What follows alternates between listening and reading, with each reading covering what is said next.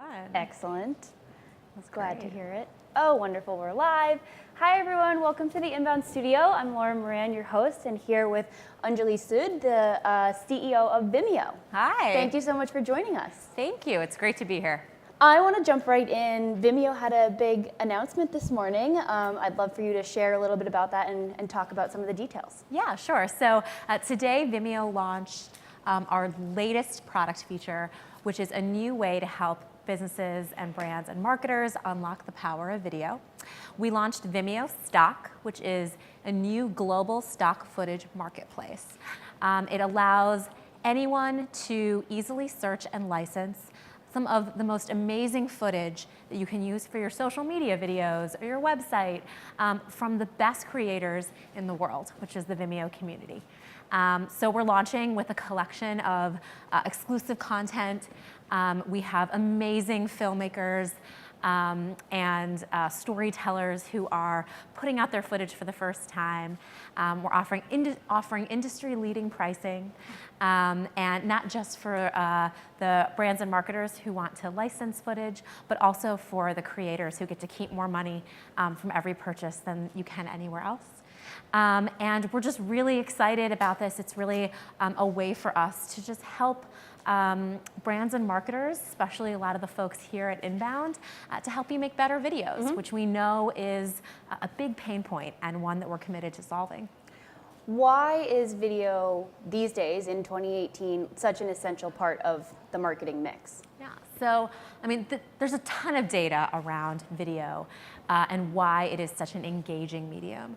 But I think at the end of the day, there's a couple things. One, you want to tell your brand story, right? And to be able to use a visual medium to do that is very powerful. Two, you want people to know about your story. You want to reach an audience. And because we now know that video gets more likes and clicks and engagement on Facebook and YouTube, that's the kind of content that gets surfaced, which means if you want to get eyeballs on your brand or your message, you kind of have to be using video. Yep. And so I think we're at the stage now where video is an essential part of a marketer's mix. And the bigger problem is that you now have to create so much video, and the shelf life of your videos gets shorter and shorter. So it used to be that you could hire a crew and do a shoot and spend 2 months perfecting your 1 minute or 5 minute short on your brand. Well, now you have to be creating 15-second, 6-second videos and refreshing them every month. Yep. And so I think the reality is that a lot of brands and marketers have felt like in order to do that, they have to compromise on their storytelling standards. And that's not the way it should be. And so I think what we at Vimeo are trying to do with this launch and with many of the other tools that we've put out into the world is we're trying to make sure that that compromise doesn't need to exist. And so hopefully this will be a good step in that direction.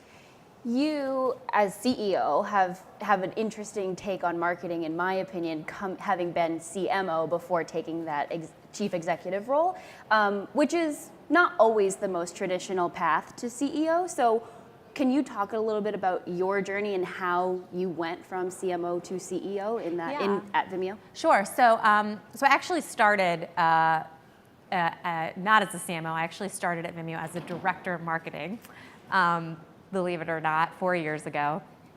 And I had sort of not always been a marketer. I found marketing after doing a lot of different things, and I really loved marketing as a function because it's such a great balance between being analytical and creative.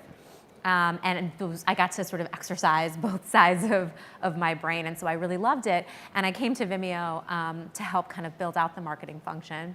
And ultimately, when I think about marketing, marketing is about storytelling. It's also about empathy. It's about understanding your users, getting to know them, and really putting yourself in their shoes. And I think for me, being at Vimeo and being a marketer, I talked to a lot of our community. Yeah. And I got to understand some of the pain points that filmmakers had, or agencies, or small businesses.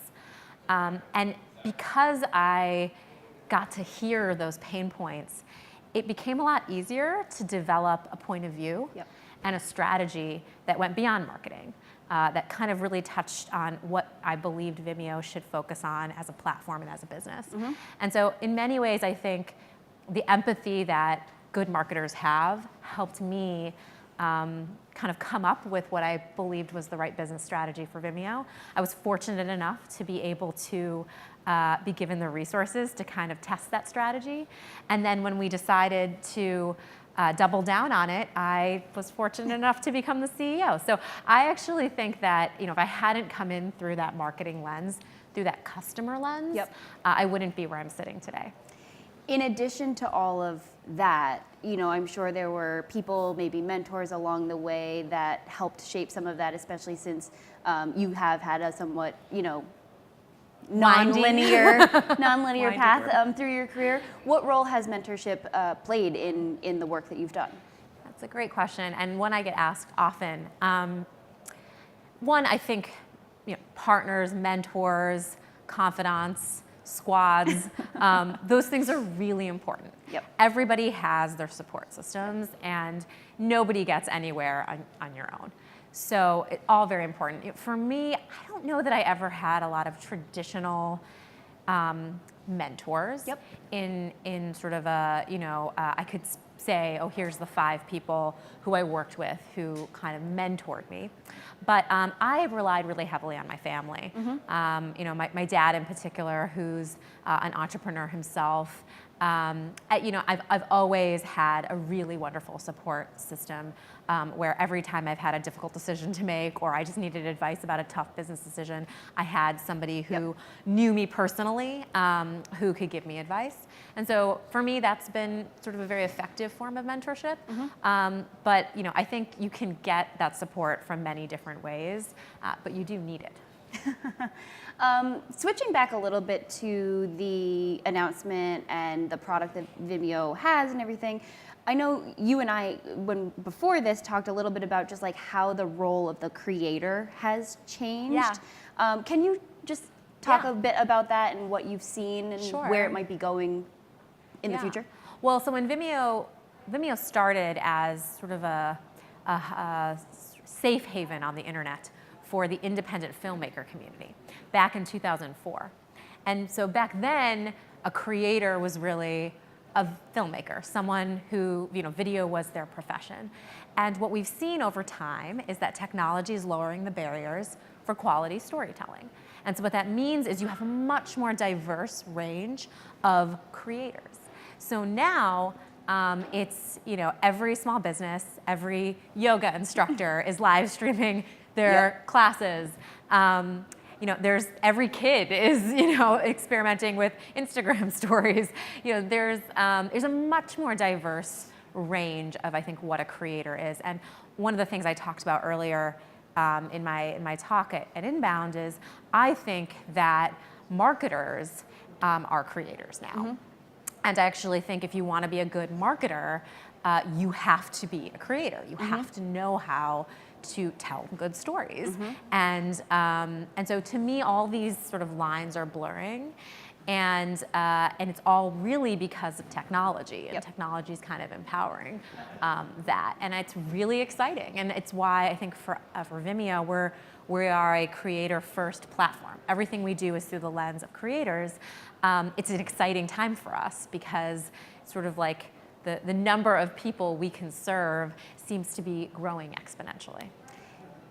As CEO, how do you continue to do what you did as CMO in terms of being in touch with all the different communities and keeping up with the changes that are happening for your market and what could be a growing market or a growing user base? Yeah, I love that question because it's so important to continue to have a feedback loop. And it's harder, it gets harder as your role changes. But I think at Vimeo, we try and do it in a lot of different ways. One, we do a lot of actual feedback loops and testing, surveys. We invest a lot in creator programs and events, whether it's hosting meetups at our HQ, going out to festivals, going out to conferences like these. We bring in panels we have groups of customers and users who we are in regular contact with, who will often, we'll show them, different prototypes or beta tests of things. And so I think you have to create those sort of more scalable ways. Yep. We have millions of users on the platform, and so you also have to be careful that you're not kind of in an echo chamber Yep. of just talking to a few people. So I think for us, it's about those scalable programs and how we can use them to be feedback loops. Of course, there's also data, right? We are an online platform.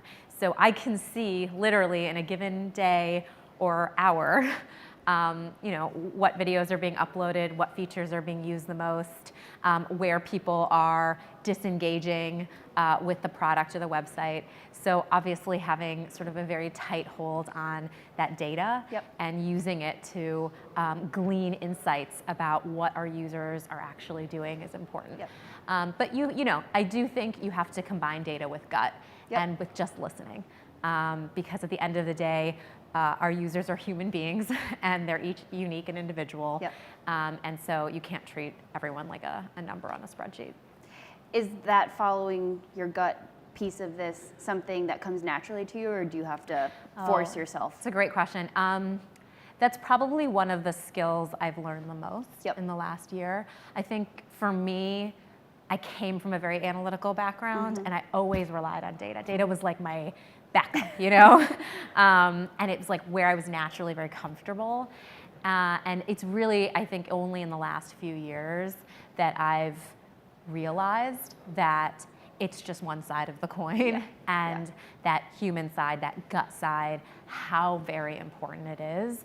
And it's an area that I actively have to work at making sure I balance Yep. and weight, but I'm very sort of sold and convinced that the best businesses, the best brands, the best decisions get made when you really take both into account. Yep. At the core of it all, what would you say drives the work that you do? What gets you out of bed in the morning? It's probably two things. One, I even as like a kid was super and like weirdly ambitious and like wanted to, I wanted to be doing something like this. But I always wanted to be a business leader because I really believed in impact. Yep. And I believe that I still believe that businesses can positively impact communities. Mm-hmm. So one of the things that gets me out of bed is feeling like the decisions that I make every day about what Vimeo will invest in, the impact that can have on the creative community. Yep. And so, that is something that, is really motivating. Yeah. The other piece for me is, and it's cheesy, but it's true, is the team. Yeah. I am an internal promotion, so I've literally worked in the trenches with almost every person at Vimeo for years. Mm-hmm. And I know most everyone quite well. And so, there's also a feeling of we are this little, engine that could company Yeah. in a big world of big platforms. Yeah. And we're really committed to our mission, and we're trying to do things differently. We're an ad-free platform. And there's definitely a piece of it that's also just, I feel a responsibility to my team, and I just love working with them, and I want us all to succeed together. Well, that's lovely. Looking back at that ambitious teenager, Yeah. what advice would you give her? So this came up in another session. So the advice I would give my teenage self is actually to just chill and don't stress so much about having the perfect career path and achieving everything initially.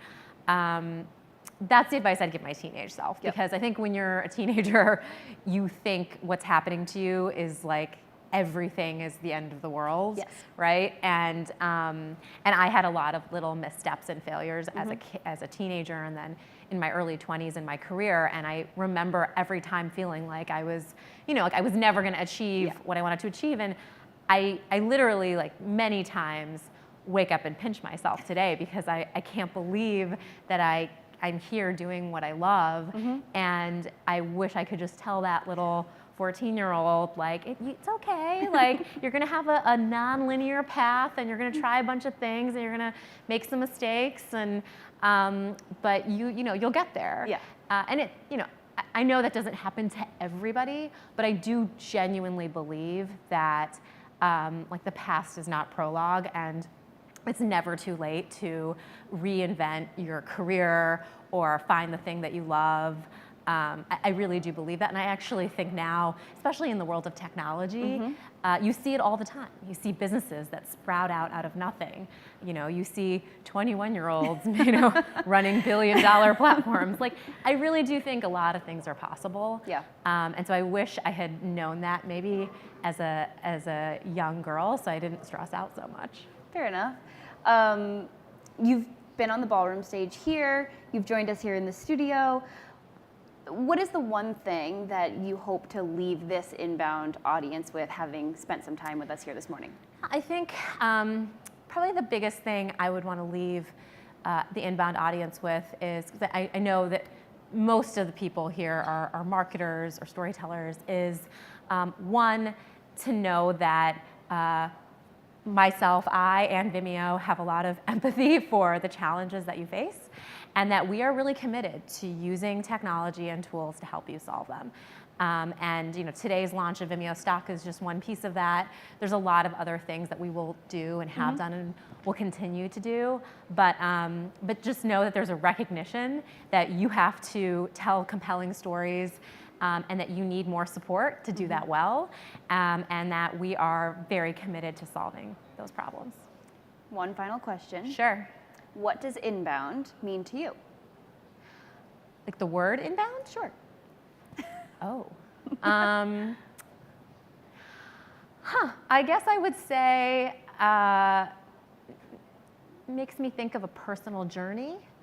I think the word inbound, and it feels like versus outbound, which is more about like externally going somewhere. It sort of feels like you're moving and being introspective. And I would actually say today I feel like I've gotten a lot of really thoughtful questions that have probably made me think a lot about my personal journey, and be a bit more introspective. Love it. Thank you so much for joining us here on the studio and at Inbound 2018. It was so great to have you. Thank you for coming. Thank you. Thanks, everybody.